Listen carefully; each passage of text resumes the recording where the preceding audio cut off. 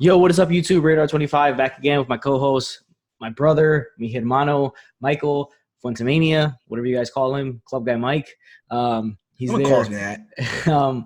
We're back again with another video. It's our 3 takeaways from Friday Night Smackdown from last night. Decent little show. WWE is doing more wrestling on these empty arena shows, which they should have done a while ago since the beginning. But before we get into the video, guys, I want to remind you guys to drop a like on these videos. The previous ones, the NXT, the AEW, and the Monday Night Raw. And, hit that subscribe button if you're not subscribed. Hit that notification bell as well so you're not missing out on any of my live streams, any other content I'm putting out there. Follow me on social media, Twitter, Instagram, links in the description below, as per usual. So without further ado, guys, let's get right into this video. 3 takeaways from Friday Night Smackdown. Oh.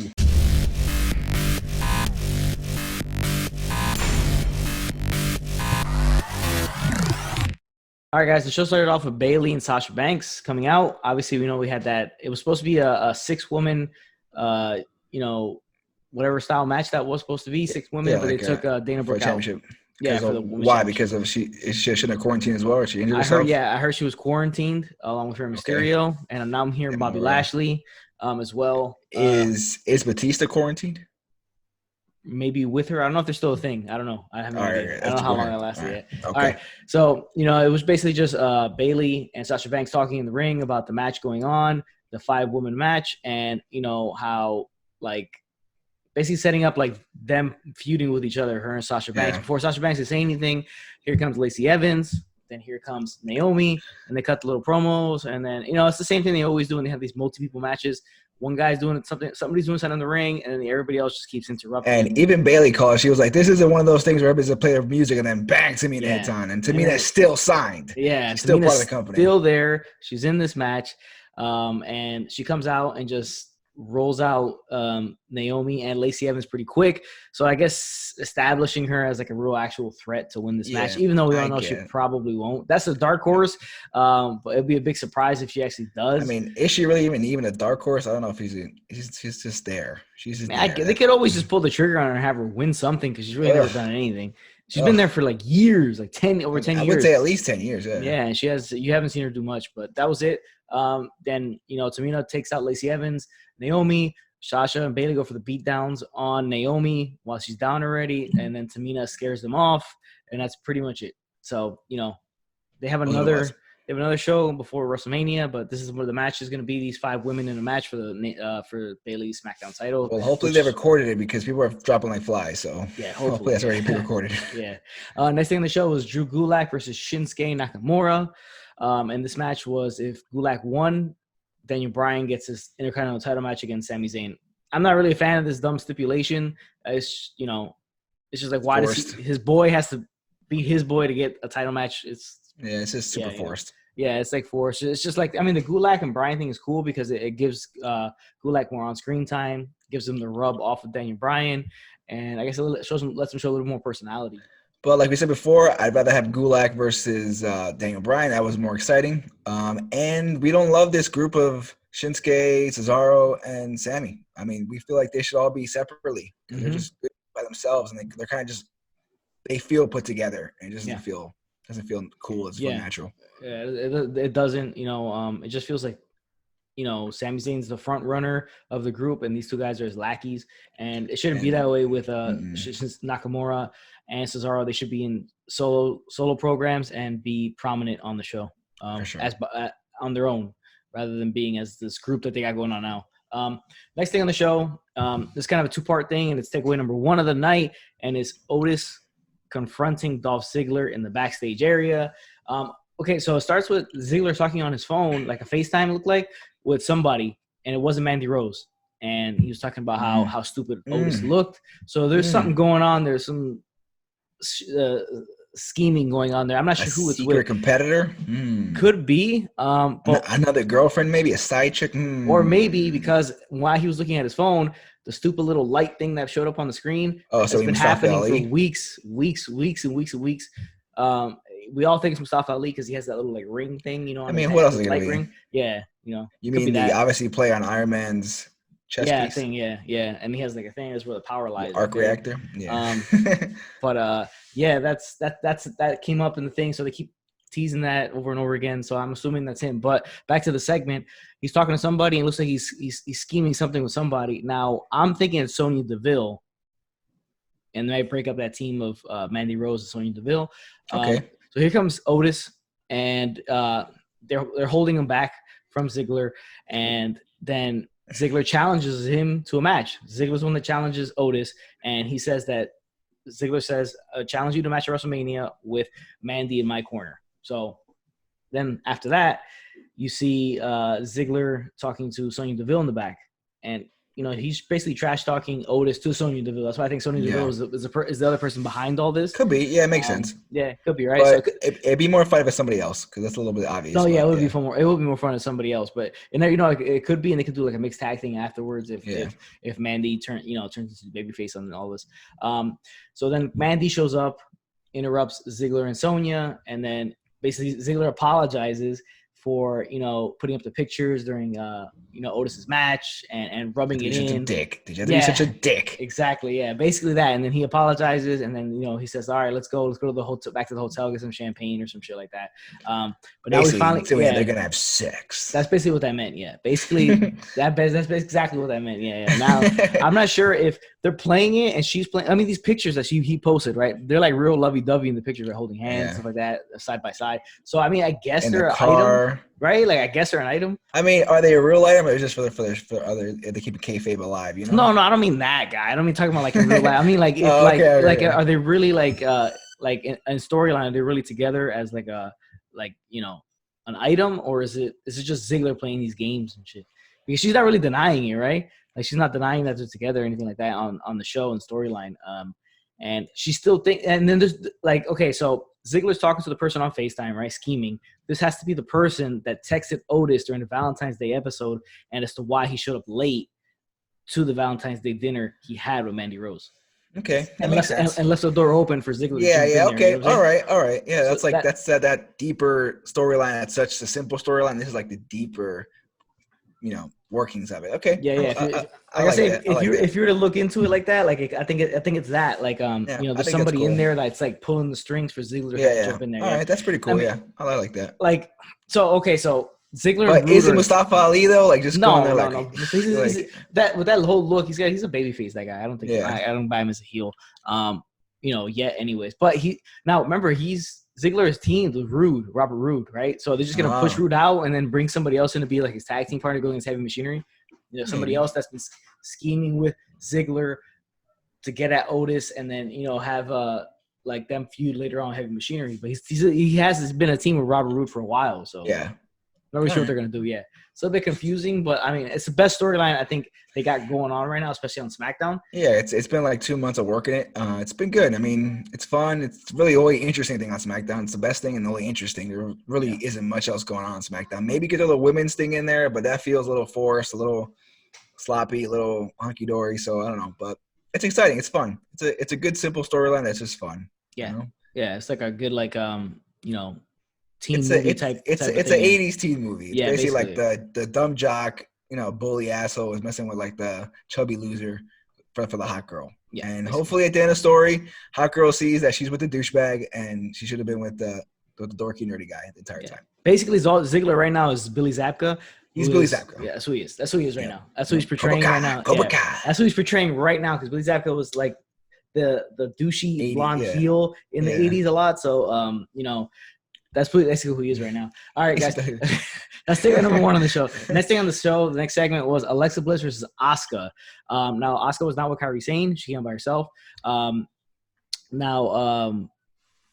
This is – okay, so they've had this beef for a while. Obviously, they're the ones that took the titles away from Nikki Cross and Alexa Bliss, the Boogie Warriors. They've been beefing for a little bit interference a couple weeks ago from Asuka, and this is just setting up for like them getting a future title opportunity. Which why they haven't gotten title. I mean, the title hasn't been defended in forever, right? I don't think I've seen that SmackDown Women's title. No, that women's title being. That's why you have to have the whole 30-day have to defend your title thing. Remember that old school rule? Like President Jack Tunney will come out. You haven't defended your title in 30 days. They need that stuff because the belts just feel obsolete. Those belts feel useless. They're basically, they're a prop, but they're just not even being used as a prop. They're just there. Yeah. So this is good. I mean, and they still haven't really called the match that's going to happen. They did. Cole just said this puts them in a better position to be, #1 contenders for the women's tag team belts. So let's just make it official. Let's just do it. Good little match. I did like the little back and forth with Alexa Bliss, doing her like her dance and the whole bumbling thing that Asuka does. That was fun. Nikki Cross She was cool on commentary. Yeah, it was funny. Yeah, she was fun. She was Michael exciting. Cole too. It was funny. Yeah, I didn't understand half the things she was saying with that Scottish accent, but it was good. I liked it. Yeah. More of Nikki Cross on the mic. It was fun. Yeah. But Bliss gets the win, right? So obviously that sets up like a future title opportunity. But the fact that the women's tag team division is just so weak and non-existent. Like I was really hoping to see Nia Jackson and Tamina. Before Nia Jackson got injured, Nia Jackson and Tamina as like a dominant tag team, get those titles and hold on to them for a while, stuff like that. It really gives like the other women like that are not. So you don't have to do multi-women title matches, they're in tag teams. Because they're tag team matches, they have more women to use in different matches, so they don't have to use like all the. It's just like there's so much starting and stopping with tag teams in general in WWE. It's like you feel like they're gonna go in that step, and then either a team gets hurt or guys get released, whatever. But it's like they can never just get it a good 6 months, 8 months of building a tag team division going. It's always in start and stops, and it just kind of. It sucks, even the women's and men's, both ways. Yeah, both times. So, it is what it is. Next thing on the show, takeaway number 2 of the night is the Firefly Funhouse segment with obviously Bray Wyatt. It was a good, funny segment that he did. He made like a concoction with a bunch of different things in it. Elixir of how to beat Cena. Yeah, of how to beat Cena. So it was disappoint. I think something called he had added an ingredient of disappointment, regret, and remorse, or something like that, and a couple other things, hot sauce for flavor. That was funny. And then he threw Rambling Rabbit in there. Damn, he killed his boy. Rambling Rabbit literally murdered him. That was the second murder of the night too. Threw him inside the blender, and then it was pretty rough. Yeah, it was funny though. And it ended up looking like a carrot juice type of thing that he pretended the entire time to drink. You can obviously tell he wasn't drinking it. Yeah. He barely tipped it towards his mouth. And he basically challenged John Cena to a Firefly Funhouse match at another stipulation that we don't know what the hell it means. Yeah, because first we had the Boneyard match between AJ and Undertaker, and then now it's Firefly Funhouse match between. And isn't there another match that we don't know what's going on, that we don't know it has a stipulation, but we don't know what it is? No, that's only 2. Okay, it's only 2. No, the other one's Last Man Standing with Edge and Randy. Yeah, and that we know. We're gonna get a tag team stipulation later on.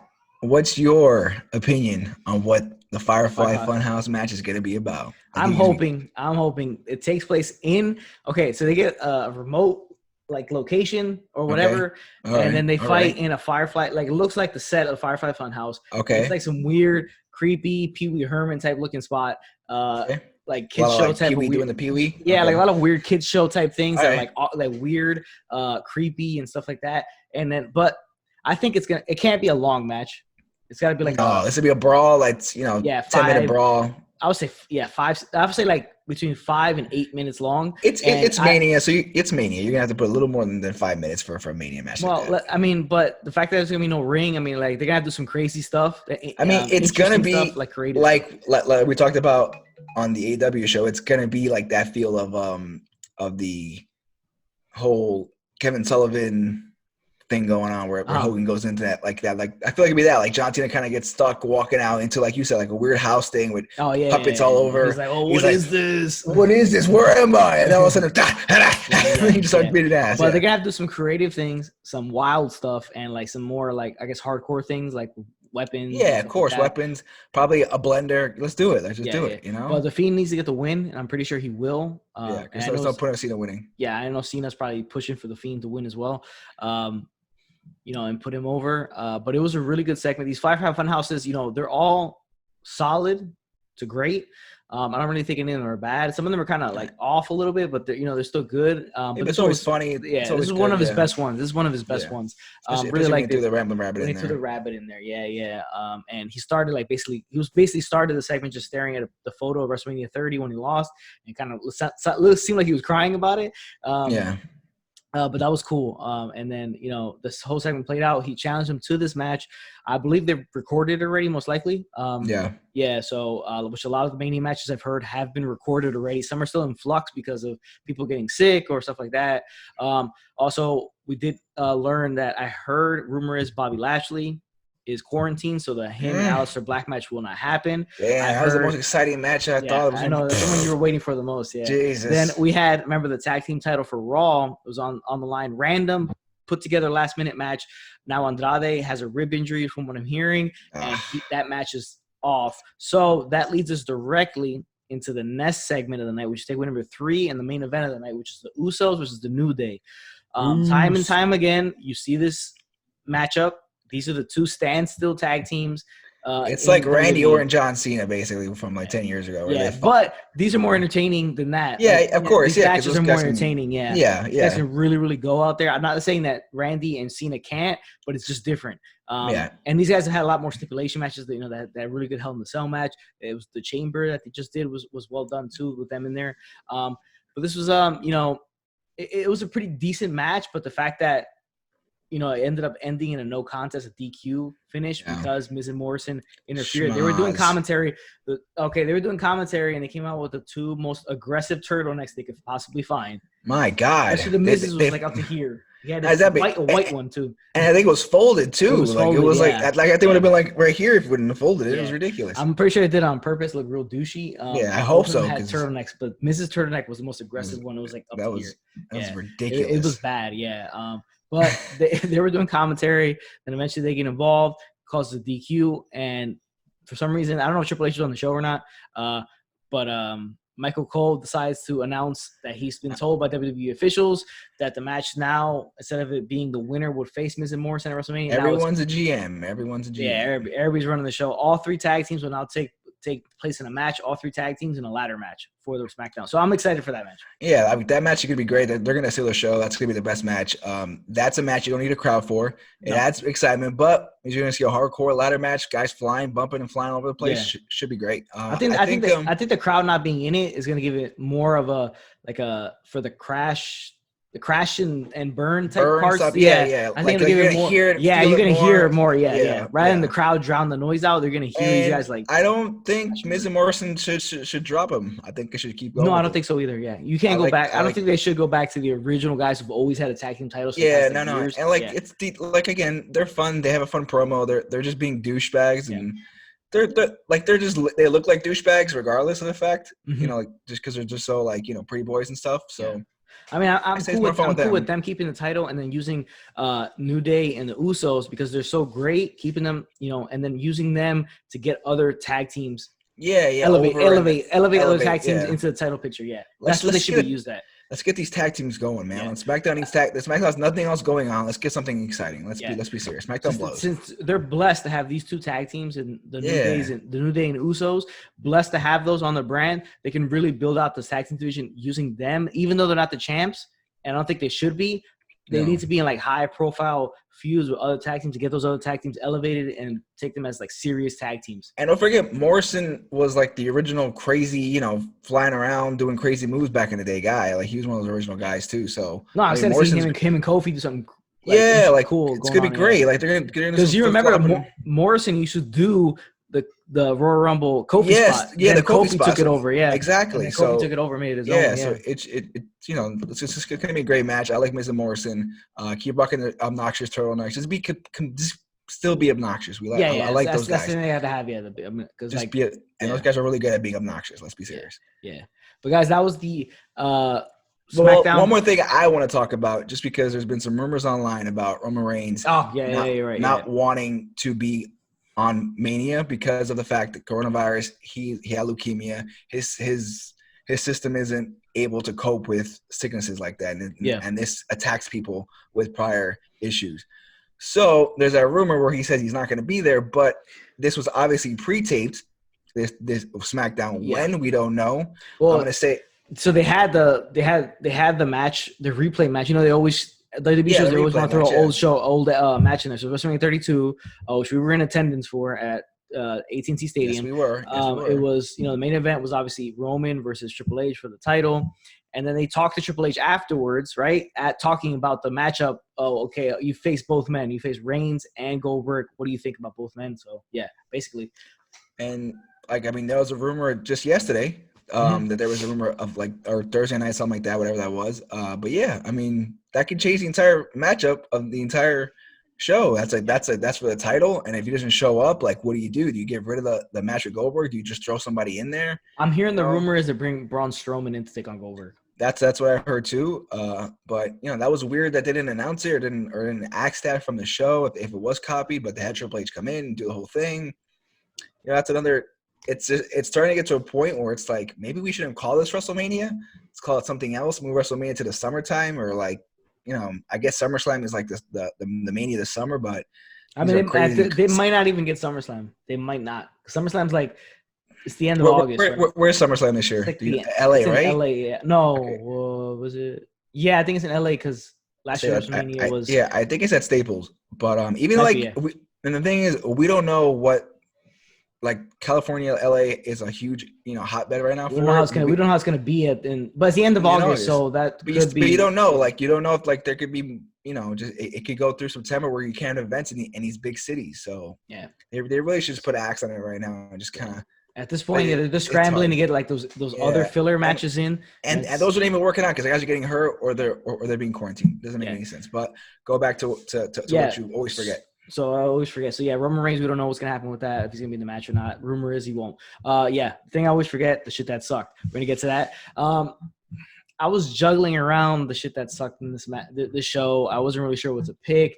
It was gonna be either between the opening segment, just because it was, I hate those segments where it's like, okay, the champ's out in the ring and the other people jump in and just cut their little promos. And I don't like those segments, but I also don't like the fact that you have to have Drew Gulak fight for Daniel Bryan's title shot. To me, that's just kind of corny. And they're why do you have to, why did make Bryan cheat? That was I don't know. And then it wasn't given enough time either, for Gulak and Nakamura to do. So I'm going to pick that as the shit that sucked. The fact that they had to do this match just for Bryan to get his title match. It doesn't make any sense to me.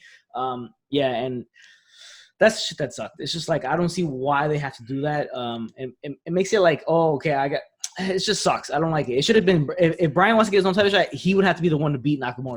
Right? Instead of having I'll have your friend beat this guy. Again, all this stuff just feels rushed. It feels like we're just writing it up as you go. It's everything feels sloppy on SmackDown. I mean, I know they're scrambling because a lot of shit's going on. Yeah, they're just trying to get through this. Basically, they're just trying to get through this. Yeah, they're trying to get pushed through this. But hopefully Elias isn't dead either because there was attempted murder on Elias' life. We forgot to cover that. We forgot to cover that. Yes, we forgot to cover it. All right, so Elias is doing a song, typical corny WWE humor.